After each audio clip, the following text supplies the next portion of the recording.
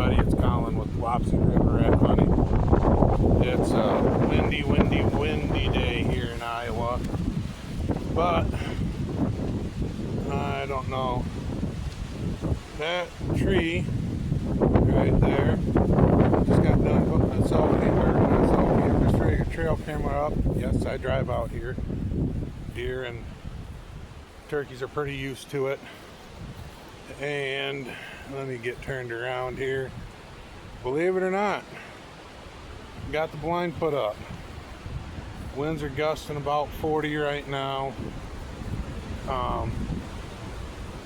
Just wanted to give you guys an update. The update is turkey season is still kicking my ass. I have yet to pull the trigger or even have the opportunity to. It's not for lack of seeing them. It's just I honestly don't know. It's just been sheer bad luck after bad luck after bad luck. Hopefully, fingers crossed, this is the last weekend, and hopefully the weekend pans out. My daughter is unfortunately unable to finish the season out. So her first turkey season but she's learning real young. She's interested to start fishing, shooting her bow, and doing a few other things. My son, on the other hand, he's still working on turkey number 2, and that's why I got the blind up. Is the other night I was sitting across on the other side of this cornfield here, and I saw 2 really nice birds. Both of them were towns. I had to look through the binos. But ended up walking right up through here, and I'm guessing here's the food plot update. Yes, I drove along the edge. It actually goes all the way down to in front of that shooting shack right there, and it actually goes, there's a path just behind me that goes back into the woods to another stand. Only this stuff out here is planted, and specifically where I'm standing, I decided to do a mixture of chufa, forage rate, and chicory up here. Down here by that shooting shack, right there, I did a mixture of Dutch white clover and forage rate. And then on the other side of that shooting shack, way down there by them trees, I did a chicory and clover food plot. Where my truck is currently sitting, everything that you see that is mowed is all going to end up being soybeans. And this great big behemoth of a field is going to be a cornfield. So I've got a lot going for me. Actually, right back behind me, there's a few watering holes. And I know it doesn't do justice, but there are tracks all over out here already. So hence why I'm wanting to run the trail camera. And this specific one that I put up right there in that field opening, actually no, right there, that lone tree, let me get it right there, yep, there we go. That lone tree is actually overlooking the trail that goes off into here, and I am actually going to run that until about probably the middle of July, because I like to get things settled down, especially with youth season. If I wasn't youth hunting out here with my boy and my buddy Jordan and his daughter, I would probably run it until about the middle of August to get a real good feel on what the deer and the turkeys are doing. But since youth season starts in September, between now and the middle of July, I'll come out about once a month, check the trail camera, see what's going on, check the patterns, kind of see what's going on out here. I do know for a fact there's going to be at least one really, really good shooter buck, bigger than crabs, and that's actually this farm here where he was roaming around, and this is actually where I got pictures of him. And where they actually shot him was on the other side of the field, about right where my thumb is. And he was just running up and down this behind me. Every once in a while, I did catch glimpses of him directly behind my truck though. But he actually stayed here. This was his home turf. But I did find out from the guys that shotgun hunt this that one good one did get away. So fingers crossed it's the one I've been seeing. Already he looks like beer cans, two regular beer cans, pop cans, whatever you guys prefer to call it, coming out of his head already. And it's got 3 prongs that almost is about like my hand on each side already. So he must have dropped early and started growing. All the rest of them that I've seen have just got their nubs like this, but this guy, he's all of the length of a pop can already. So but like I said, I'm just going to run them out here and get all my stands set up in that time frame too. That way the whole month of August and leading up to youth season, which will take place about the 2.5 week of September, they'll give it a full 6 weeks, 6.5 weeks of not being disturbed, no nothing, and should make for a really good youth season. That's just my plan for this year. And yeah, so anyways, back to the whole turkey bit. I want to try and stay on that here for just a hot second, but it's been rough. Like I said, I've been getting my butt kicked pretty darn good. Birds they're being real responsive. They're responding to calls. It's just, I've had a stroke of bad luck with it. It's just been unreal. Between farmers coming out, or one time I had an eagle fly over and scare the turkeys off. Had decoys tip over in the wind. Pretty much you name it. If it has been something natural that isn't due to hunter hair, it's happened, and it's been rough. Jordan and his daughter have yet to actually see a single turkey while out sitting in a blind, so we're hoping, fingers crossed, that changes tomorrow. As I was actually coming out here and checking over the plots, just seeing what's been going on.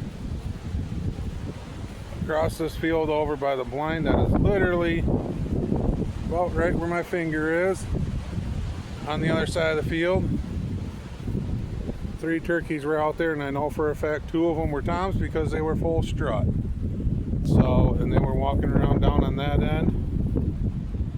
So plan for tomorrow night coming out here is actually going to be, me and my boy are going to sit up here in that blind, and Jordan and Emery will be across the field, and we're going to hope for the best. So, and hopefully the kids can get it done. Jordan has had 2 successful hunts. He did a 3rd and 4th season and was able to pull it off back to back. So congrats to Jordan. So now we just got the 2 original youth hunters that we had earlier this year, and myself with tags. So yeah, definitely need all the luck that we can get. Let's see, I'm trying to think of what else here. Like I said, this is just a recap. This is, I'm no professional by any means. I'm doing this with my phone.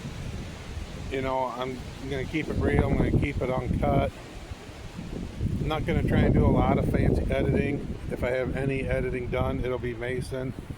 He has got that golden finger one, and the good. He knows how to piece things together really well. You can kind of see that in some of his videos that he's done for Retopia and his channel, Wapsie River Rat Fishing. So, gotta keep switching arms here. So any of the fancy editing, when there's music and all that stuff involved, that's going to be Mason's deal. But haven't been able to get much for video footage. Like I said, just haven't had the encounters this year. This is the first time actually hunting this farm hardcore. Normally we hunted on the other side of the river, but due to circumstances with the landowner and wanting to let his kids and stuff hunt, by all means, he was nice enough to let me and Jordan be out there for a few years. Deer hunting it, turkey hunting it, we definitely had fun. He just wants to let his kids have a crack at it. I'm all for that, you know, no disrespect. We're on good terms still. And he definitely said when they go off to college, they're going to we'll be able to have access again. But like I said, I no blame on anybody on that whole deal. Yeah, it sucks not being a landowner, but at the same time, I do the same thing, so I place no blame on nothing. So, but that's just kind of a recap. Right now, if I'm not doing this or working, yeah.